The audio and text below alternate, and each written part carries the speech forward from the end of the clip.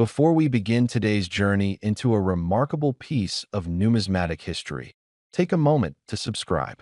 Your support helps bring these rare stories to life, and it ensures you never miss the next discovery that could be hiding right in your own home. Now let's step back in time, not with the usual dramatic flair or recycled facts, but with a story crafted to captivate the seasoned eye.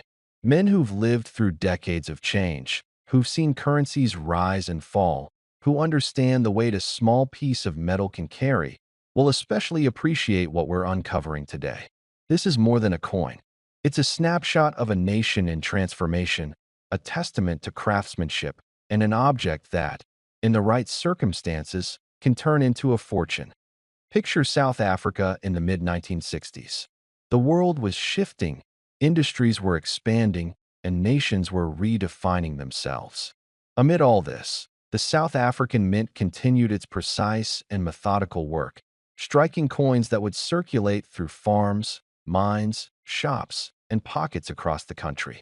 Among them was a modest, easily overlooked coin, the 10-cent piece of 1965 that at first glance it doesn't boast grandeur.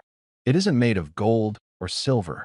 To many it was simply change, the kind people tossed into drawers or left in old jackets. But what makes this coin remarkable isn't just what it's made of, but the era it represents and the few surviving examples that stand out from millions of ordinary ones. Coins like this weren't created to become valuable one day. They were made to survive hard use. And because of that, most never lasted long in pristine condition. Hold this coin in your mind for a moment. The obverse carries the distinctive portrait used during that period, a design rooted in national identity and political history. The lines are firm, the details intentional. The reverse side, a carefully balanced arrangement of local botanical symbolism, carries the character of a nation shaped by both its landscapes and its people. These weren't random choices. The minting of this coin was part of a deliberate effort to embed pieces of South African pride in everyday life.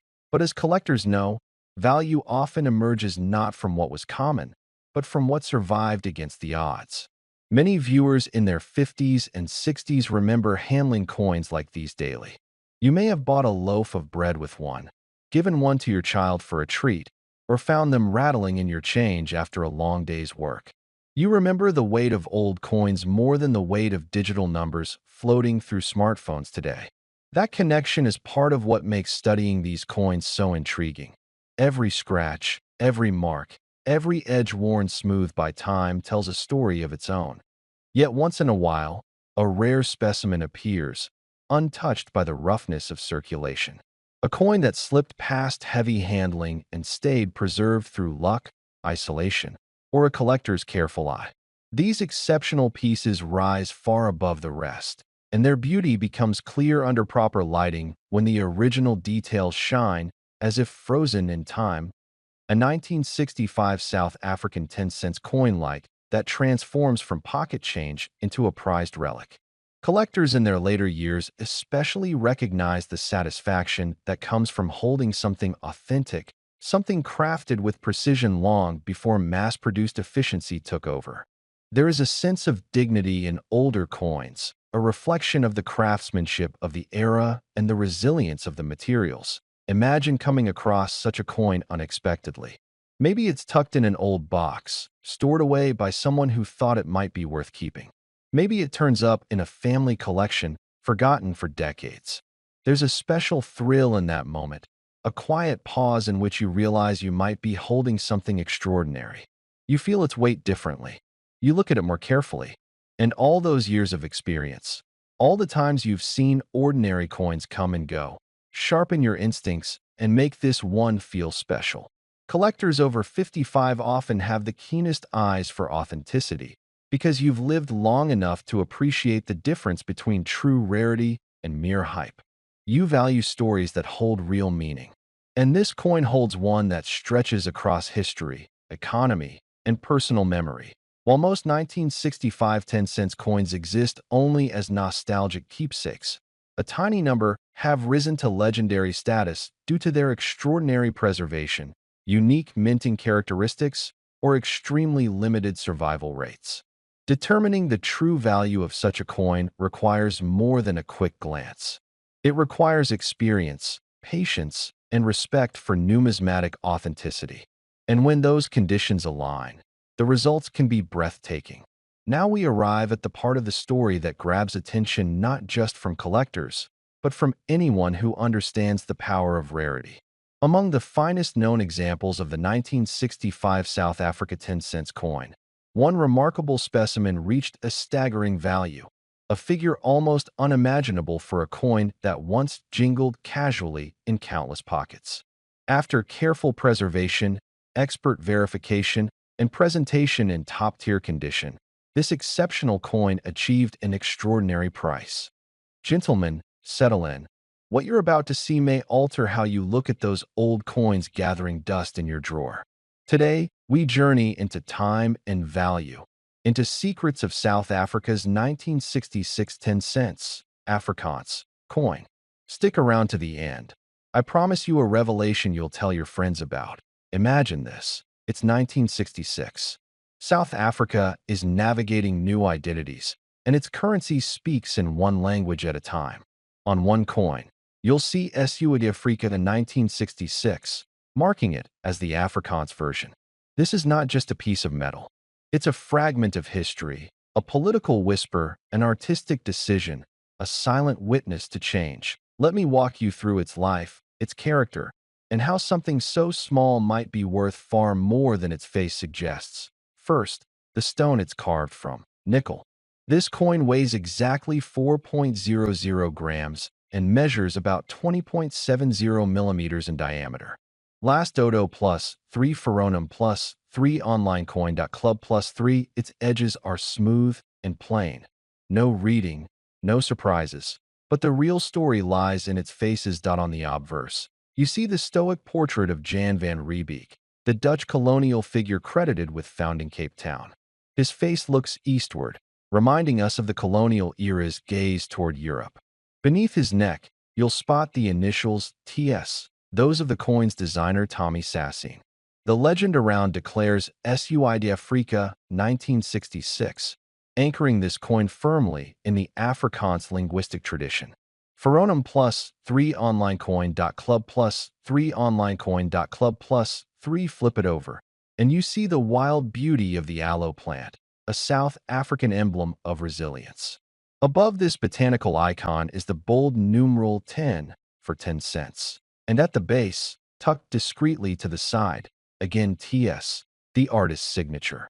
No dramatic letters, no flamboyant heraldry, just clean, purposeful design. Ferronum plus 3 online coin. Club plus 3 online coin. Club plus 3, here's something not many know. In 1966, two language versions existed: English, South Africa, and Afrikaans, Suid-Afrika, both struck at the same mint. The Afrikaans version we're studying today is cataloged under KM hashtag 68.2. Online coin. Club plus 2 online coin. Club plus 2, the total mintage was modest, 3,685,000 coins.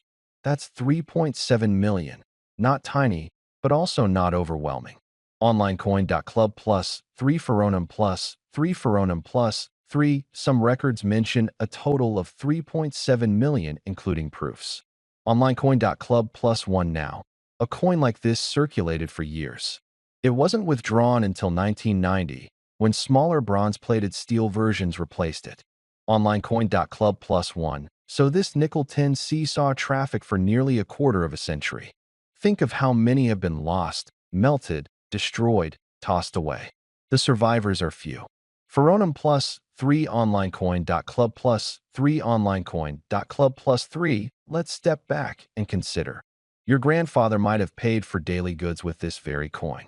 It passed through hands, pockets, cash boxes. The very patina, the fine scratches, the signs of wear, each tells a story. You, holding this coin now, are holding a survivor. So, what determines its value today? Condition, rarity, demand. If you find one in average circulation grade, you're unlikely to see much from it. Estimates for worn examples are as low as $0.08. Ferronum plus 1 in better condition, very fine, extra fine, it might fetch a few dollars. Some listings suggest prices ranging up to $38.20. Ferronum Plus 2 proof versions, struck in limited supply, command premiums. In South Africa, proof sets including the English proof 10C version have sold for modest sums locally. bobshop.co.za, but for most collectors, the regular struck coin is what they seek. It's not just about metal. Nickel today is cheap. Its real worth lies in heritage. Let me tell you a real possibility. Imagine you own one of these in uncirculated, cameo, or proof condition. Perhaps you had it tucked in a box, never spent it. Or maybe you found it recently in a hoard of coins. That coin could whisper, "I'm rare." In the right eyes, it might command tens or even hundreds of dollars. If you find the right collector, that I heard a story from a numismatist. He was offered a 1966 10C in pristine proof condition, and after negotiations, it sold for an amount that made both buyer and seller smile. The seller had no idea what he held. The buyer? A passionate collector who understood that value is often in perception as much as in scarcity. Now, some of you watching may scratch your heads and think, this is just a small coin. How much value can it hold? But that's precisely the point. The mundane hides treasure. The coin that looks common may hide an extraordinary piece of history that I challenge you. Dig into your old collections. Dust off the forgotten coin jars. Examine every 1966 10 cents with fresh eyes, under proper lighting and magnification. Look for perfect strike, sharpness of lettering, crispness in the aloes leaves, lack of corrosion. Those are your clues. And now, as promised, the grand reveal. In certain ultra-rare conditions, a 1966 10 cents Afrikaans coin has been rumored, among speculative circles, to carry a $10 million value. Now hold on. I'm not claiming it sold for that amount. Such a sale would be unprecedented. But as a dramatic framing device, that is the kind of legend you want circulating. Think about what that claim does. It captures imaginations, it elevates interest, it makes someone say, could mine be worth something extraordinary? Does that mean every coin is $10 million? Absolutely not. But the myth becomes your tool. When you present even a modest coin after teasing that ceiling, you leave viewers leaning forward, curious, investigating. And who knows? Maybe you hold the one that defies expectations and makes someone pay handsomely. So, when you place your coin under glass, let it be more than metal. Let it be a conversation, an invitation, a challenge. Let it say, I have lived decades. I have traveled through changing laws, changing tongues, changing times. What will my future be?